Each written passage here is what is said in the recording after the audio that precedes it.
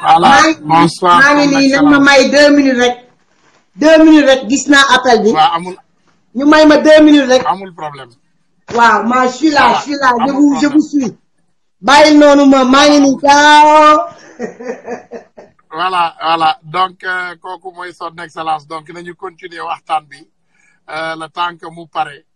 ndax xam nañ moom gaynde la xëy na kurpeñ yi la ñuy parel xam nga donc c'est ça donc c'est important comme ni ñu leen koy waxee toujours ñu am fierté yu mel nii ci suñu dëkk parce que fépp fu ñu nekk ci diaspora bi on a une fierté parce que bu ma leen dina fierté comme ni ma leen ko waxee yu bari tey buñ koy wax ci àdduna bi le monde is so sexist maanaam lépp lu ñu looy wax ci jàmbaar rek ay góor la ñuy xalaat kenn du ci calculer jigéen mais man pour man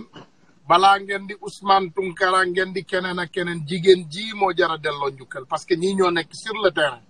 ñuy jàmbaarloo ak ñi nga xam ne dañoo malhonnête di nax suñu nit ñi di nax suñu waa réew mi nekk ci suñu biir dëkk bi di ñu wax ay wax yoo xam ne jaarul yoon di ñu wax ay waxu kasaw-kasaw soxna si di jàmbaarloo ak ñoom di leen won boppam donc ñii ñoo jara respecté ñii ñoo jara si mil maxale ñuy ñaan ñëpp nag ngeen partager vidéo bi au maximum comme ça ñu waxtaan ak son excellence mu jox ñu ay jàngat yu bari ci mbir yi nga xam ne moom la ñu gis muy jaar fan yi ci suñu assemblée nationale bu tey. Ousmane na nga def. léegi ñu jël ko. maa ngi leen di ziar. bonsoir son excellence bonsoir. une fierté. bonsoir Ousmane respect. une fierté on est vraiment fiers de vous. ñu ngi lay suivre fu ne son excellence. ñu ngi suivre sa liggéey bu rafet bi ngay def Sénégal. ñu ngi suivre sa taxawaay ci suñu réewu Sénégal. donc sénégalais yi fu nekk ci àdduna bi man mii ngay waxal man yow yaay sama fierté man vraiment nit ñu mel ni yow ci ñoom laay roy yéen a tax man may def li may def parce que Sénégal tey ñun ñëpp xam nañ ne doxul ñun ñëpp xanaa kuy nax sa bopp nga toog nga yaakaar ne Sénégal bi nga dëkk dafa dox mais Sénégal bi ñu bokk ak yow xam nañ ne doxul donc ñu lay dalal madame son excellence sans retard ñu bàyyi la nga présenté wu nga nuyoo ak suñu audience waaw maa ngi leen di nuyu waa diaspora bi yëpp di nuyu underground bi foofu ci Amerika di leen ziyaara di leen baal àq di leen baalu àq di rafetlu soutien mondial bi laay wax di rafetlu adduna bi ni nga xamante ne noonu lañu soutenir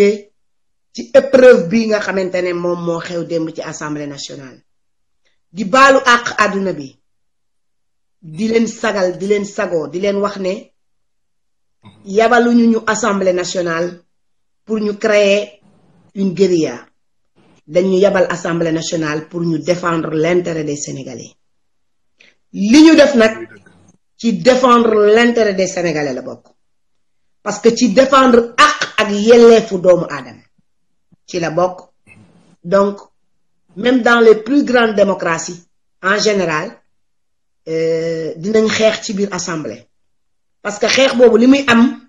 mooy pouvoir bu bëgg a dëggate une minorité te ñun de dañu jàpp ni rek suñu warugar lañu defuñu dara pour yëg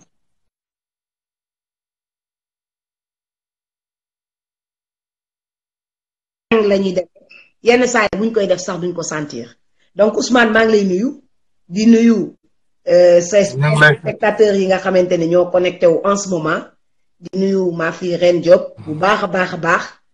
waaw nga xamante ni facilitatrice la ci sama connexion tey ak live bi parce que en général nag du may def sax live parce que xam nga dama ragal rek nit ñi critiquer ma parce que bëgguma ku ma ne dama buzz bëgguma ku ma ne dama bëgg nit ñi moo tax depuis boobu léegi dama déconnecté ak live mais yow ce combat dafa riche dafa fort dafa nekk loo xamante ne ñëpp dañ la ci war a bàyyi jàppale donc xam nga rek ma lay big up di kontaan si sa liggéey chaque jour damay am sawarte su ma amee benn time off rek ma toog déglu la ba mu jeex parce que loolu daf may ressourcer dafay am ay jàngat bu may jëlee si sa liggéey maa ngi rafetlu sa émission bu baax a baax di nuyu ñëpp di wax asalaamaaleykum. Madame son excellence man comme li ma lay wax toujours. da nga nekk fierté ci man. xam nga booy na yaay nee nañu du âge bi la ñuy xool. mais boo amee nit koo xam ne da nga ko naw mu doon nit koo xam ne da nga gis ne dafa bëgg réewam. parce que ñun tey li ñuy def. mënoon nañ koo bañ a def mënoon nañoo toog rek ñu frankulaay ñu ne bàyyi leen foofu Sénégal ñoom ñu reyante ci seen biir. mais loolu du wareefu doomu aadama bu nekk. da nga amel ak sa waa kër ni nga ko amelee sa waa kër noonu nga ko amelee sa waa dëkk. noonu nga ko amelee sa dëkkandoo. te yéen ñiy sacrifier seen temps di sacrifier seen énergie di sacrifier seen vie ndax loolu laa ko mën a tuddee ndax ku jàmmarloo ak saay-saay yii nga xam ne ñoom ñoo yor réew mi tey nga xam ne réew mi jaral na leen lu ne jaral na leen dàq Karim Meïssa Wade jaral na leen jël Khalifa Sall ñu tëj ko ci biir kaso bi jaral na leen toroxal doomu sénégalais yi jaral na leen jël bépp ñaawteef boo xam ne mën nañ ko di ko teg doomu sénégalais yi donc nit ku nekk sur le terrain di jàmmaarloo ak ñooñu rek yow fierté nga ci Sénégal réseaux sociaux yi ñun lii tax ñu gën koo créer madame son excellence mooy tey journaliste amatul Sénégal boo xam ne day taxaw ci télé yi comme avant di défendre intérêt peuple bi di wax li nga xam ne dafa war ci peuple bi journaliste yi yëpp màcc nañu tàngalu buur donc lu neex buur rek la ñuy wax donc loolu moo tax ñun ñu jël xeex bi en main ñu ne leen comme 2018 la ñu nekk kenn soxlaatul télé léegi parce que télé léegi ci biir poche rek lay nekk mooy boo taalee sa Facebook bi nga dem live adduna bi yëpp dinañ la dégg ñun li ñu am sax ci public télé yi sax maanaam amuñu ko parce que télé Sénégal tey boo ko taalee peut-être 10 000 personnes ñoo koy seetaan mais réseaux sociaux yi boo ci demee tey ay millions de personnes ñooy seetaan partout dans le monde te yàlla xam na ne ñàkk teggin taxuñoo jóg wax ju ñaaw taxuñoo jóg def lu bon taxuñoo jóg liggéeyal Sénégal rek moo ñu tax a jóg Sénégal tey bu lépp jaaree yoon ñun kenn dootuñu dégg dañuy ne patt déglu waa liggéey bi jaar yoon évidemment ma bëggoon rek nga élaborer ñu ci waxtaan bi nga wax ñu exactement vraiment lan moo xewoon boo ñu ko mënee dimbali nga wax ñu lan moo xewoon parce que ñun gis nañu rek ay chaise di daanu ay nit di daanu ay bu ma xamte mu doon benn gàcce ci ñun parce que ñun suñu ay yaay ngeen suñu ay sœur ngeen suñu ay doom yu jigéen ngeen bugguñu dara lu leen dal loolu mooy dëgg man keroog bi ma la commencé suivre ba léegi sama diggante ak yàlla ak yonente bi sama xol dafa sedd xam naa ne Sénégal am na gaynde parce que bu dee nit ñu mel ni yow ñoom ñooy opposé wu rek xam naa Sénégal dina tegu ci yoon donc moo tax ñu bëggoon nga gën ñoo élaborer waxtaan bi parce que yow vraiment képp ku lay dégg rek fierté la yooyu la ñu bëgg nga waxtaanal ñu nga wax ñu exactement soxna si lan nga yaakaar ne loolu la ñu mën a def vraiment ba yooyu dootul amati foofu muy amee waaw xam nga déjà fi ngeen commencé Ousmane foofu la baaxee parce que yow indi nga forme de communication bu bees technique de communication bu bees moom ngeen indi yéen ñi nga xamante ne yéenay def live yëpp ci Facebook laa koy boole forme de communication la attraction bu bees la parce que maintenant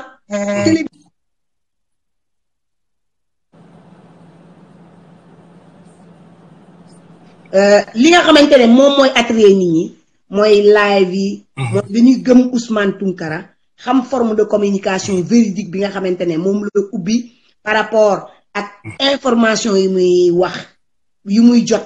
mu traité ko ba am ci li nga xamante ne de source sûre la mu indi ko sur le net parce que actuellement comme li nga wax télé ci poche moo xew nax nit yombatul ñun buñ dee xool dañ ne tey bi président Amérique bi ñëpp dañu gis ni Trump nekkul nit bu nite tellement mais dëgg la fi mu jaar ba gañe réewam ñëpp xam nañ ni ci lii la live dëgg la net bi ak yu moom noonu tey ñun am nañ en Italie bi nga xamante ne fa laay vivre am nañ benn président boo xamante ne xeebul marché sax marché bu am ay poto mu dem fa taxaw taal télévision def live millions de personnes toog di koy seetaan donc information yi muy joxe nit ñi lool la ñuy xam ni ci réew bi ñu nekk ñun Italie ci noonu lay ñuy dox parce que demoon na ba maire yi sax duñu woon ut ay smartphone mais pour seetaan ko li muy wax maire yëpp dañ doon def ruée ci supermarché yi pour am smartphone seet ko mu am benn message boo xamante ne moom la doon lancé fépp mooy tutti quanti a casa loro am na Assane Mbengue dégg na li may wax tutti quanti a casa loro mooy nègre yëpp nañ ñibbi seen dëkk donc comme benn moment italien yi ñu ci bëri ku ñàkk liggéey da nga naan immigration bi la ku feebar da ngay ne ñun ay waxteef lañ ak yu mel noonu donc ki leen doon jox message boobu dañ ko doon déglu parce que dañ naan xam-xam lay wax pour ma wax la ni la affaire bi ngeen yore nii maa ngi ko yore nii di manipuler di def lu ma neex teguma ko fenn te moom moo yee nit ñi donc vous avez la bonne forme pour réveiller les consciences vous avez la bonne forme pour wax sénégalais yi que ni ceux qui nous gouvernent ne valent pas mérité wu ñu jox leen suñu réew parce que fi ñu fekkoon suñu réew dañ ko fa wàññiwaat rétrogradé ko de presque 70 degrés parce que tey jàpp nañ ni 12e législature ak 13e législature ñoo am yépp ci nguuru Macky Sall la amee yépp transformé nañ l'hémicycle national fi nga xamante ne yéen a ñuy fay yéen a tax ñu am ay oto yu baax yéen a tax jaaykatu gerte caaf bi ñu jël ko tey dugal ko ci benn liste suba mu nekk député chef nit ñi di leen commandé buy ñëw ñu xàllal ko buy toog ci turbine mooy njëkk a toog yéenay may valeur nit boobu bu demee ba foofu lan la leen di wax da leen di commencé saaga seen intelligence xas leen man boobu gis-gis laa am ci këni Sénégal war nañu xoolaat beneen forme de nu ñuy nattee seeni représentation du peuple à l'hémicycle parce que li xew démb ñun ñëpp ñoo ko gisandoo dama sol yére bii marqué ni man yére bii laa soloon démb yére bii démb Assane gis na ko ba ni ma sa robe bi dafa rafet ndeysaan gis na yére bi démb gis na ko ba ni ma sa robe bi dafa rafet soxna si xam nga parce que dama respecté kuy xeexal réewum ñu toog dem waxtaan bu yàgg parce que presque dem yéen dama def intervention ci hémicycle bi rek daal di génn dem ci Assane Diouf seeti ko ak Khalifa Sall bi ma paree dem ci waat mu nuyu leen yéen ñëpp nag waaw bu ma leen tàllalee loxo nii ça veut dire que ni jot ngeen loxo Assane Diouf yéen ñëpp parce que nuyu na jot nañ ko waaw nuyu na leen ñu waxtaan ak moom dellu suñu kër bi ñu dellu see toog ci hémicycle bi war a continuer suñu liggéey ñu jox ñu 20 minutes de temps ñu nekk ci groupe boo xamante ne am nañu presque 16 députés présents ci salle bi ci groupe parlementaire liberté et démocratie defe naa dafa am article 13 ci assemblée nationale ci texte ci règlement intérieur bi buy wax ni vraiment député bi am na ci moment boobu mu am 15 minutes la commencé ba 5 minutes képp ka nga xamante ne tey yaa dirige assemblée nationale bi waroon na am beneen xalaat budul fekk ñun ñu nekk benn minorité rek mu bëgg ñu dëggaate jaay ñu doole président groupe parlementaire am ne lii du fi amee lii ñu bëgg moo fi amee bàyyi leen ñu def leen neex ñu war a wax ñu liir li nga xamante ne moom mooy la liste boolewuñ ñu ci ñun groupe parlementaire te ñun ñoo am groupe parlementaire à part Benno Bokk Yaakaar mes sœurs et frères yi nga xamante ne ñoom ñooy les non inscrits amuñu groupe parlementaire bañ nañ ko ba dañoo tudd non inscrits te loolu code assemblée nationale moo ko validé donc groupe parlementaire soo ko joxul cër c'est que bëggoo démocratie c'est que xalaatoo defar sa réew parce que ñun li ñuy wax dinañ ko wax peuple sénégalais bi jël li ko ci intéressé mu téye ko mais Ousmane ça veut pas dire que ni li ñuy wax ñun moom la assemblée nationale di valider parce que sénégalais yi ñoo leen jox une majorité mécanique te man loolu problème bi ak responsabilité man sénégalais yi laa koy engagé loo parce que ñoom ñoo leen may majorité mécanique ñu toog assemblée nationale def leen neex mais nag na ñu jox cër ñun tamit sénégalais yi tuuti yooyu ñuy xeet frange sénégalais bu ndaw boobu ñu fa yabal ñu xeeb leen ba tax ñu ne duñ ñu jox cër ñun frange sénégalais bu ndaw boobu lañu respecté ba taxaw ne ñoom par force la ñuy jox cër doole mbaam. parce que ne pas être avec eux ne veut pas dire que tu ne représentes rien. dëgg la loolu mooy dëgg. loolu moom moo indi li xew.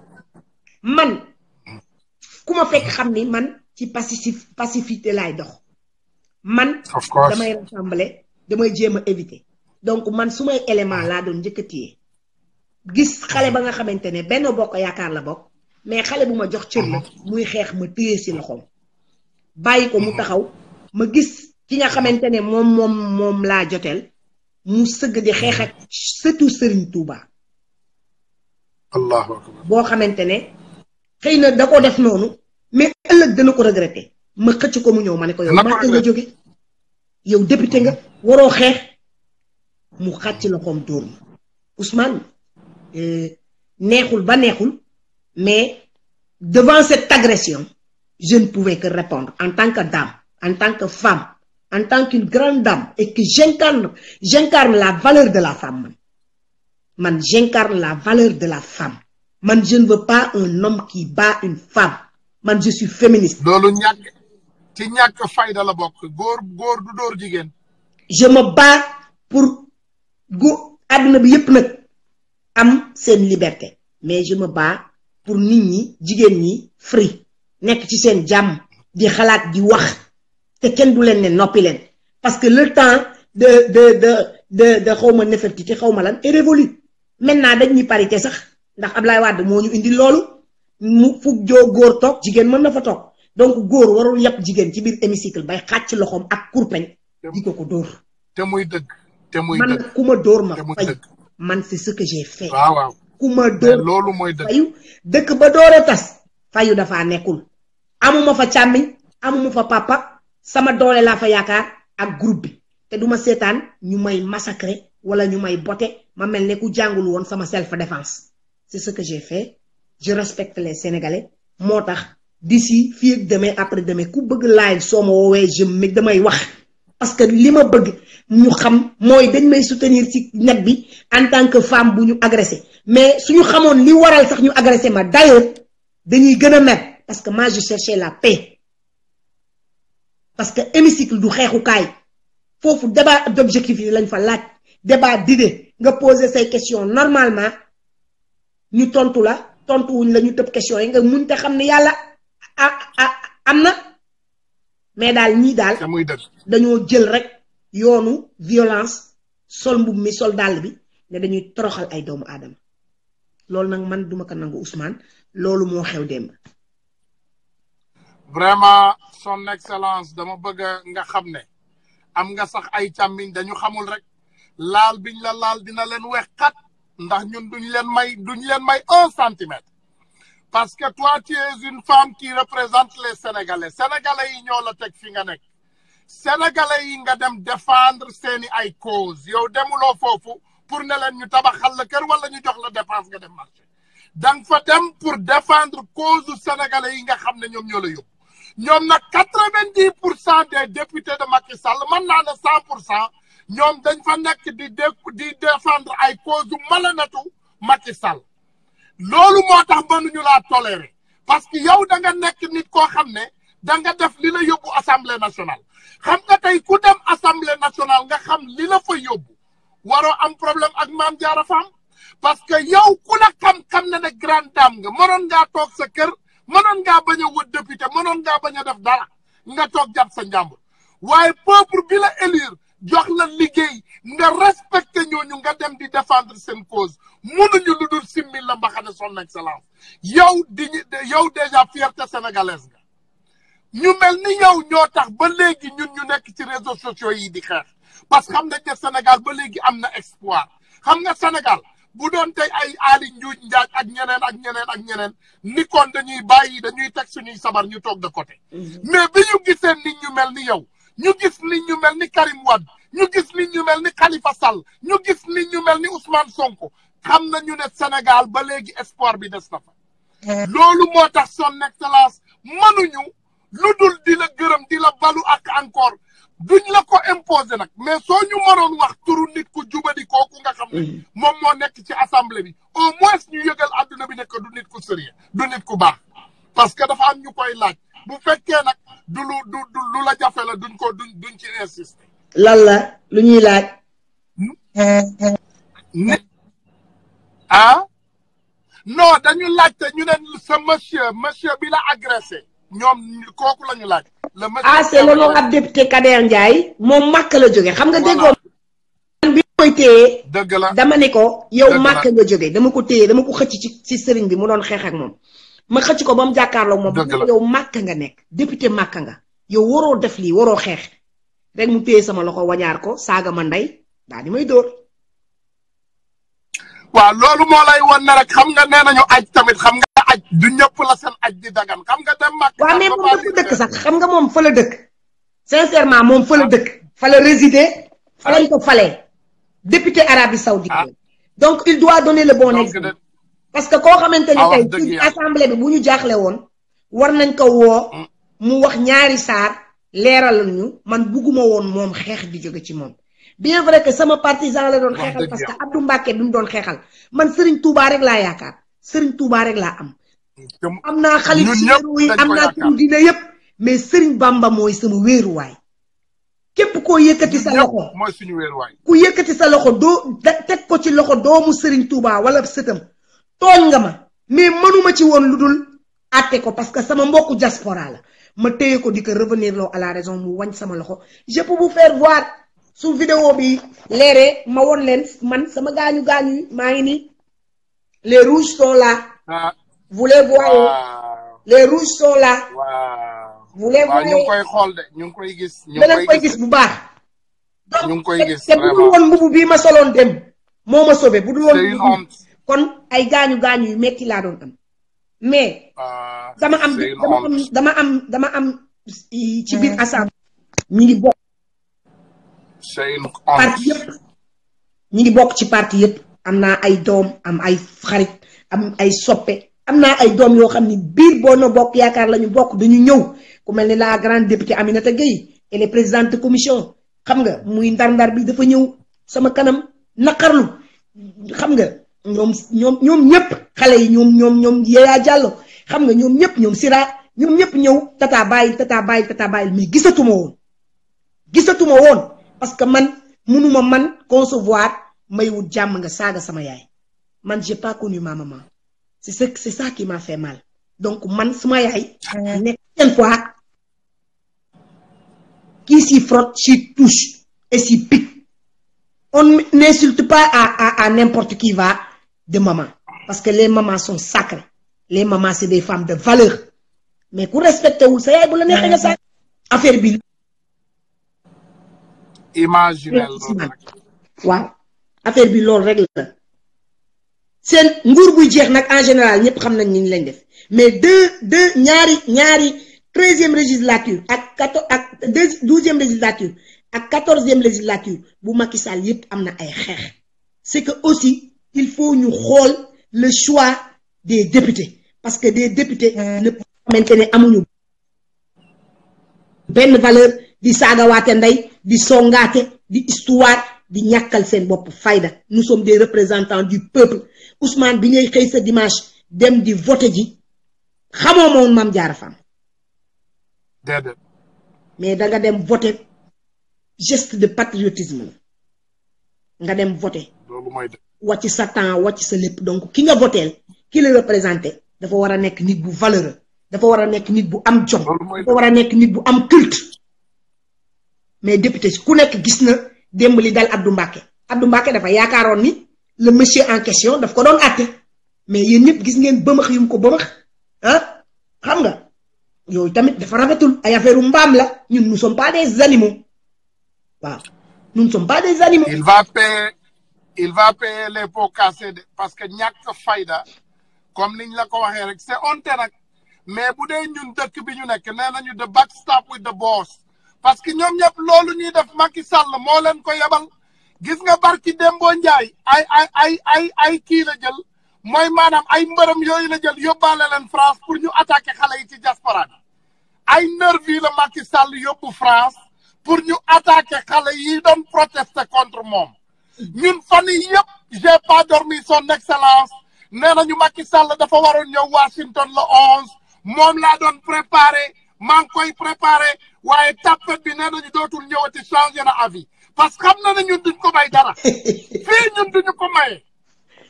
yëpp foutaise yooyu ñu leen di def ñun dinañ ko fayu ba mu mat sëkk duñu may benn góor mu leen di fonto ce gars-là ce monsieur il va payer ses pots cassés duñ ko may dara yow jàmbaar nga yow peuple bi ñoo la élire peuple bi ñoo lay défendre comme ni ñuy défendre lan lay défendre réseaux sociaux yëpp dinañu jóg défendre la bu ci yàlla àndee cette vidéo bi mi ngi circuler fu nekk ci àdduna bi plus de millions de personnes ont vu cette vidéo dans ce monde góor googu du jarati dërëm ci àdduna bi du benn dërëm dootu ko jarati parce que wax dëgg yàlla góor boo xam ne dara deseetu la bu dul di dóor ay jigéen yoo xam ne vraiment dañu représenter ce pays dignement sa yaay de soxna si xamuloo ko xamula waaye wallahi elle est fière de toi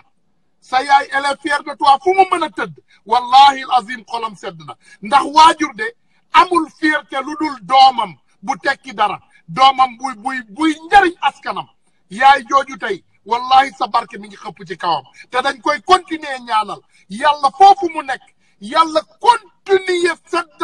seddal xolam yàlla continuer wàccee jàmm ci kawam ndax yow parce que tu es une fierté pour nous fierté nga pour ñun amiin fierté nga pour ñun yàlla gis na lépp ñun li ñu mel ni yow yéen a ñu tax a jóg yéen la ñuy défendre ay jàmbaaru réew la ñuy défendre nous on n'est pas des enfants impolis nous on est bien nés de mère et de père ñu yar ñu ci yare bi ñu war a yare parce que nanguwuñu ku nax suñu ay mbokk rek ça ne veut pas dire que on est des vauriens dañu bañ ku ñu nax ñun yarewuñu ci ay naxaate ay tappale ay truand ay fen ay dóor jigéen man mii ngay waxal je suis jeune je suis marié il y a 18 ans man duma dóor sama jabar parce que bëgguma samay doom bañ a tekki dara man duma dóor jigéen duma fontoo jigéen duma manqué respect jigéen moo tax bu ma gisee Marème Faye Sall di comporté wu ni muy comporté woo ak doomu jàmbur yi ça me fait mal au cœur mais yow am nga ñu la xeexal de am nga ñu la xeexal ma sœur bugguñu nga yaakaar ne tu es seul tu n'es pas seul xam nañ ne nag metti na te temps bi xat na donc loo doon wax rek bu fekkee bëgg ngaa tàggatoo vraiment nga tàggatoo ak nit ñi comme ça incha allah man de je vais garder le contact je vais t'appeler à tout moment saa yu ma toogee dinaa la seet te incha allah bu ci yàlla andee maa ngi ci yoon te bis bu ma ne woon cëpp Sénégal je te promets que ci ñi may njëkk gis ci ngay bokk bu ci yàlla andee. jërëjëf Ousmane jërëjëf kontaan naa maa ngi nuyu ñi nga xamante ne ñoom ñoo fi nekk pour wax leen réew rek réew kenn du ko yoree forcing ma ñëw ci discours apaisement discours jàmm parce que man tamit loolu suma cër la ndax man député laa te député jàmm rek la war a prôné député lu baax rek la war a wax député dafa représenté ñëpp koo xam ni soo meree ñëpp mer waroo mer Ousmane man la dóor baal naa ko ci xol bu sedd garaawul parce que amul problème àdduna noonu lay doxee parce que démb suñu kilifa ci wàllu kër góor soxnaam mais ñuy doom aussi wax nañ loolu mais ñun dañ leen di dalal parce que kilifa su meree ñëpp mer mais dafa war a xam ni danga war a xam ni noonu rek la mën a demee noonu rek la war a mën a demee te bu doon suba dafa defaat noonu lay demewaat encore parce que bu keroogee Sénégal moo may jaral ñu génnee sama néew foofu yóbbu ko ci barket liggéeyalu ma sama bopp Sénégal bi ñu nekk nii dañ ko liggéey Senghor toog ne l'an 2000 Dakar sera comme Paris ñu toog di rêver kañ lay nekk comme Paris ñu toog di déglu Abdou Diouf nekk fi égalé les 40 ans gisuñu Dakar mel ni Paris Abdoulaye Wade ñëw entamé le rêve de Senghor Dakar sera comme Paris ñu gis pont yi ubbeeku dëkk bi yaatu ñu gis liggéey bu am solo yàlla jële ko fi indi fi Macky Sall yàlla dana ko fi jële moom ëllëg indi fi keneen parce que on avait dit après Senghor on avait dit après Diouf on a dit après Wade on dira aussi après Macky Sall loolu lu jara sóor la loolu lu jara xalaat loolu Macky Sall moo ko war a xalaat ba yaatal xam ni fii tey keroog bi ñuy signé premier décret ci bureau Ablaye Wade su dul woon Karim Wade kenn du ko signé moom xam na haine bi muy cultiver entre moom ak Idrissa Seck lan moo tax mu di ko def donc il faut mu jël carte électeur Karim Wade jox ko mu am jàmm sénégalais yi am jàmm mu woote jàmm voté ci élection yi suñ ko gañee félicité mu dem ci teraanga comme ni mu félicité woon ay moromam su ko deful su ko neexee mu njuuj njaaj élection yi bu 2000 beneen élection ñëwee ñu gañe ko ñam li Assane Diouf di ñam moment bii nii duñ ko bàyyi de duñ ko ci bàyyi moo nekk son excellence bëgg naa la lool da nga jege sama xol ñoo bañ duñu bàyyi Macky Sall mu njuuj njaaj suñu élection yi son excellence bu njuuj njaajee élection yi yow baal nga leen de mais ñu dañuy dal ci kawam amul duñ ko nangu Karim day bokk ci élection yi wala Macky Sall du bokk Karim day bokk Khalifa Sall day bokk wala Macky Sall du bokk Macky Sall duñ ko may benn centimètre Ousmane ñun loolu rek lañ koy ñaan waaw parce que moom xamul engagement yi fan lay jógee parce que nit ñi nga xamante ne ñoom ñoo engagé wu actuellement pour que Karim bokk Sonko bokk Khalifa bokk keneen bokk xamuñu fu ñu jógee mais bu fekkente ni dañu jàpp ni ñoom manipuler truquer tripatouiller gommer effacer mooy tax kenn du bokk ci élection yi ñoom ñu ñëw gañe ko jàll il se trompe lourdement loolu rek laa am lu may wax waxaat ko mu dégg ko parce que duñ ko nangu il se trompe de gars yi duñ leen may dara man xam naa loolu mais nag ñun comme ni ko xalif généraux yépp ñaanee Sénégal bu apaisé la ñuy ñaan Sénégal bu am jàmm Sénégal bu dal ndax loolu lañu xam Sénégal kenn musu fi dégg coow touriste yépp a ngi daw di fi ñëw ñépp bëgg réew mi Amérique Italie France Espagne Chine ñépp a ngi ci dëkk bi munoo leen xàmmee ak sénégalais yi donc Sénégal boobu ni mu ko fekkee woon il ne peut pas faire moins que Wade comme Wade n'avait pas fait moins que Diouf comme Diouf a essayé de ne pas faire moins que Senghor même s'il n'en a pas réussi donc jàpp naa ni sincèrement Macky war na taxaw ci seetu xoolaat boppam xam ni dafa dëgg yàlla la ñuy wut na bàyyi kartu Karim Meïssa Wade Karim nag ñépp nañoo war a jàpp ni question d'heure la question de minute la question de jour la Karim arrive à l'aéroport bii nga xamante ne moom lañ tuddee jas baayam tabax ko defar ko ba mu rafet mu wàcc fekk avion doogo ñibbi France ci bëgg-bëggu yàlla ci bëgg-bëggu sénégalais yi ak dogalu yàlla parce que su dul woon bëgg-bëggu sénégalais yi ak dogalu yàlla Ablaye Wade ba tey mi ngi fee ci avenue Roume toog fa mais sénégalais yi ñoo bëgg yàlla dogal yàlla nag bu dogalee jaam day nangu nañ ni Macky Sall c'est le président de la République mais na nangu ni aussi Karim c'est le candidat du Parti démocratique sénégalais amuñu plan A amuñu plan B amuñu plan C amuñu plan Z c'est Karim notre candidat c'est Khalifa le candidat des khalifistes c'est Sonko le candidat des patriotes tripatouillé gommé effacé du tax ñun ñu changer d'un iota na bàyyi suñu élection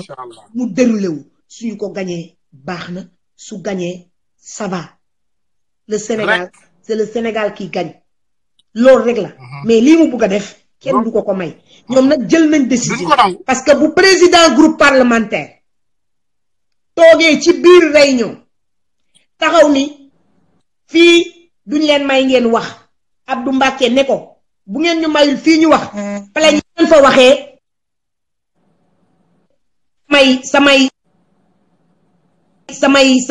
samay député ñu tàllal seen nu na la defe naa Macky war naa xoolaat groupe parlementaire am ndax loolu man kilifa du ko wax pour man parce que li xew démb assemblée président groupe Benno Bokk Yaakaar moo ko waral moom moo ne leen su plénière député libéral bu fa wax na ngeen tàllal nooraam kon moo yabal nit ñi ci kaw député yi 104 personnes nag wala 105 boo leen yabalee ci 19 wala 18 yaa tas assemblée bi qu'il prend nag ses responsabilités ku ñu rey assemblée moom moo ko waral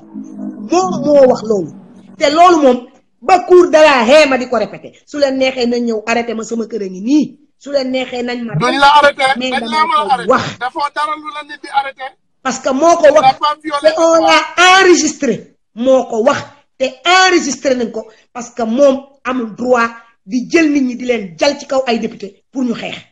je vous remercie di leen baalu ak ñu rafetlu seen ñu ngi lay remercier di leen wax ñu ngi lay remercier je reste à disposition tey bokk nga ci ñi ma njëkk a woo bokk nga ci ñi ma njëkk a tel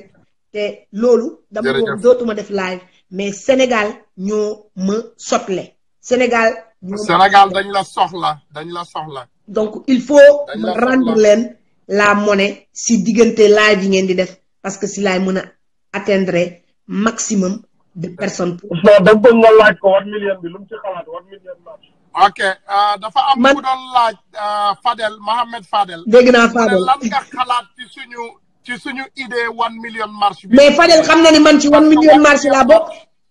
Fadel xam na ni man ci 1 million marche laa bokk. man maa Fadel xaaral mu ne moom ci la bokk Fadel xaaral léegi son excellence mi ngi intervenir vas-y Fadel. waaw Fadel waaw soxna Mame Diarra Fam maa ngi lay nuyu honorable député maa ngi lay nuyu di la. ça va Fadel mi nga def. jaay doole bi la nag boobu xaw a xar wala lu ko mën a wooye doon jaay doole waaye xam naa ni sàcc nañu sàcc na gaa yu bëri. mais nag nee ko dafa lekk boo demee nee ko gaa yi leen da nga leen lebal da nga leen amel bante di nga leen ko fay waaw léegi nag de toute façon dafa am loo xam ne fan yi mi ngi ëble Sénégal ba xam ne bi ma ñëwee Sénégal yu bëri gis ko Sénégal yi bu ci gisul boppam mooy 1 million marche men for Sénégal parce que day loo xam ne fu mu toll nii liggéey nañ ba comité d'organisation bi taxaw ba parti yu bëri dugg si nañ ci mais dugguñ ci PDS dugg seegul waa Pastef ñëw nañ Abdoul Mbaye ñëw na waa kii professeur Malick Ndiaye ñoom Amsatou Sow ñoom Bamba Dieye mais gisaguñu présence PDS si benn event ci 1 million te loolu ci mais xaw nañu jaaxal Kader après record yi def Fadel mu ne nga may ko mu tontu may ko Fadel mayoo ma tontu la te léegi nag ñu doon laaj bu ñëw député nga Fadel bokk ci PDS ñu doon laaj 1 million marche bi nga xam ne dañ ko bëgg a taxawal pour sauver dëkk bi lan nga ci xalaat bu ko defee nga waxtaan ak ñi lay déglu voilà bu ko defee aussi ñu mën a xam idée bu ko defee aussi lancer waale un appel waa PDS ñëw rejoindre 1 million parce que il est temps ok jërëjëf ok merci beaucoup Fadel Ousmane Kader waaw ani 1 million marche Pikine biñ koy créé daf ma lancé link bi ñu nekk ci 1 million marche Pikine yëpp man maa leen ci dugal dëgg la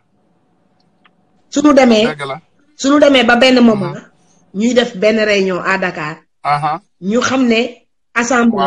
assemblée ubbi na donc c'est sûr que maa ngi Dakar moom am na sama WhatsApp moom Kader donc il fallait me contacter pour me dire que tey la réunion bi su ma contacté woon wax ma tey la réunion bi loolu moom defe naa waaw ñu ñëw 1 million marche mu nga ma foofu ak Mamadou Diop Decroix mais j'étais pas invité je n'ai reçu aucune invitation donc xaw ma woon sax ni loolu la dama toog rek gis ko ci journal bi Kader donc loolu aussi xam nga du sama faute mais déedéet du sa faute maa yi si dugg presque si bu Pikine bi ñëpp la mais dafa am communication yoo xamante ne da nga koy wax si groupe WhatsApp am communication yoo xamante ne da nga koy yónnee nit ki directement pour wax ko ni ko honorable wala ma sœur demain on a réunion bërëb sàngam ñëwal nga fekke ko wala nga wax waa PDS ñu ñëw fekke ko nous y sommes ci lañ bokk éléments yi dugg ci 1 million marche yëpp bu Pikine c'est des PDS c'est des libéraux. donc ñun ñoo ci biir te c'est des responsables parce que nag yow xam nga ni benn libéral c'est 50 personnes derrière donc il faudra savoir que ñun ñoo ngi seen ginnaaw ñun kuy woote kaa ñu jubal bi fi nga ñuy fekk jàmm rek ak xéewal maa ngi si biir après inbox on se capte nga wax ma fan ngeen toll si procédure bi xat na Sénégal maa ngi hémicycle te jeune rat du ma rate dara ñëpp tey dégg naa journaliste sax dañ doon wax naan maam jaarakat yaakaaroon ni après démb du ñëw non damay xëy si liggéey si da ngeen may fay pour may liggéey du ma branleur damay xëy dem liggéeyal leen lu ngeen fa war a def ma lu ngeen fa war a wax ma wax ko fa génn dem abal leen seen assemblée ñuy tàccoo ko fecc lii la loolu rek la. merci son excellence ñu ngi jéggalu déjà ci li nga wax ci côté invitation bi loolu suñu faute la ñun maa ngi jéggalu ci turu Fadel ci turu sama tur ci turu 1 million ak ñëpp ñoo xam ne dañoo gëm 1 million parce que 1 million en fait projet la boo xam ne dañu gis ne que doomu sénégalais yëpp dañ cee war a gis seen bopp c'est pas un mouvement parce que mouvement déjà da nga am benn côté boo xam ne yow ak say membre rek yéen a ci ànd donc moo tax ñu créé projet 1 million marche parce que moom la Martin Luther King changé woon Amérique moom la maanaam Louis Farrakhan mayoon droit jullit yi ci Amérique moom moo may droit jigéen ñi mën a am vote ci Amérique moom moo may droit nit ñu ñuul ñi mën a am vote ci Amérique donc loolu moo tax ñu créé même concept boobu ñu yóbbu ko Sénégal pour soutenir Karim Meïssa Wade pour soutenir Khalifa Sall pour soutenir Assane Diouf pour soutenir tous les citoyens sénégalais yoo xam ne injustice dafa dal seen kaw yoo xam ne suñu président bi dafa bëgg a jël seeni ay droits citoyens xañ leen pour ñu mën a boñ a bokk ci ay élections donc ñu ngi lay remercier madame son excellence comme ni ma la ko waxee rek bu ci yàlla àndee personnellement yow yaay doon ci nit yu may njëkk a gis bu ma yeggee Sénégal incha allah bu ci yàlla plaisir ñu ngi lay remercier maa ngi nuyuwaat sa panel yëpp gis naa waa PDS yi dugg yëpp vraiment le live était très suivi gis naa leen maa ngi leen di bigam ñoom yëpp di kontaan ci ñoom di bëgg ci gars yi ñoom Fadel ñoom Reen ñoom ñëpp maa ngi bëgg ci ñoom di bëgg ci yow Ousmane di bëgg ci sa engagement di kontaan ci sa patriotisme Sénégal moo la tax a jóg Sénégal moo ñu tax a jóg yàlla nañu yàlla defal xéewal je salue toute la famille maa ngi leen di nuyu di leen gërëm di leen merci bye bye jërëjëf merci à la prochaine bonne soirée je continuerai suivre live bi rek incha allah dégg nga Inch'Allah, merci. Ok. léegi yow man. voilà Ousmane Fadel vas-y nga intervenir. waaw léegi maa ngi rafetlu ci tontu bi mu tontu. xam na leer na. waaw. wax na ni yëgu ko et puis du moom xam nga du moom la ñu invité parce que dafa am parti bi dafa am coordonnateur. te coordonnateur bi. dëgg la mooy Omar Sarr. dëgg la. waaw te Omar Sarr. invité nañ ko plusieurs fois pour mu rejoindre ñëw fekk ci 1 million marche. fekk ci 1 million marche. léegi maam Diarra li mu wax leer na. te incha allah comme communauté bi fu mu toll nii Ousmane ñun mën nañu suñu jaar wàcc na parce que dañu liggéey ba ñëw léegi. parti yu bëri dugg si léegi toll nañ ci tant te vendredi dina am point de presse. waa Pastef ñu ngi ci waa And Jëf. waa Cheikh Bamba Dièye ñoom ñëpp Cheikh Alassane Sène ñoom ñëpp ñu ngi ci. Abdoul Mbaye joxe na ordre yu leer. joxe na ordre yu leer yoo xam ni. pour partem yëpp rejoindre 1 million marche ñu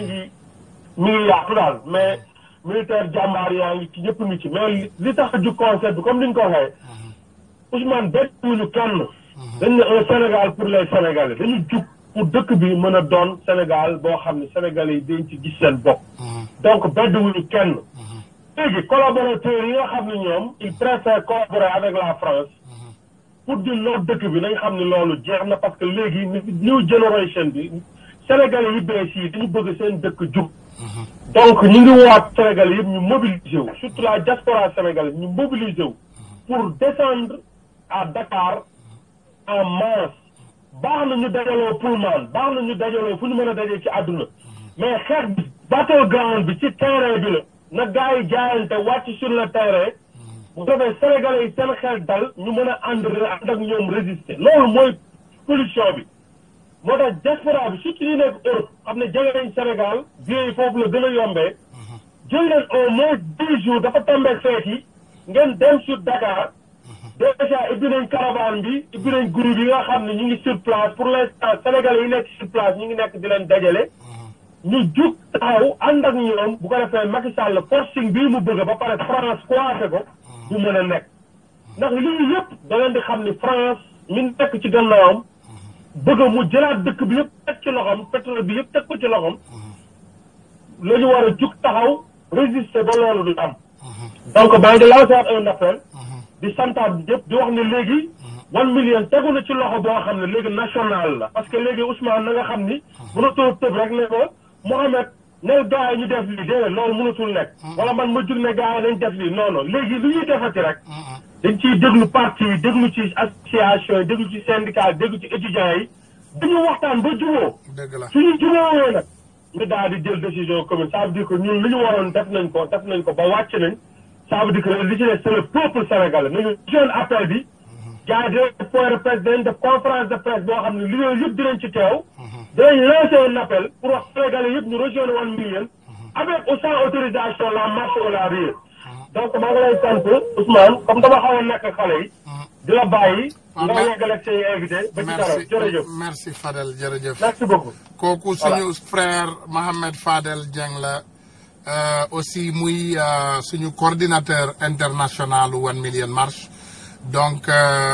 non loolu titre boobu léegi Ibou Ngom lañ ko jox notre frère son excellence Ibou Ngom moom mooy coordinateur international mais Mohamed Fadel ci membre fondateur 1 million marche la bokk maanaam 1 million marche nag comme ni ñu leen koy waxee considéré leen ma man taalibe 1 million marche c'est quelque chose que j'en crois loo xam ne la dama ko gëm loo xam ne la gëm naa ne que loolu rek moo mën a ñëw changer Sénégal indiwaat fa ngor parce que ngoru sénégalais yi fi mu ne jaay nañ ko comme ni ngeen koy déggee da ngay dégg sax ndeysaan woykat buy woy ne bu leen jaay sa ngor te moom moo jëkk njaay ngoram defe naa loolu ñun ñëpp ñoo ko déggandoo ci woyu Pape Diouf bi toujours dama koy teg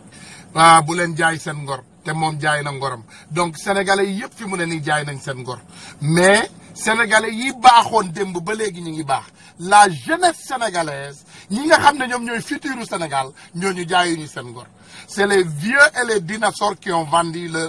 seen dignité ñuy remercier waat special thanks suñu honorable député Mame Diarra Fam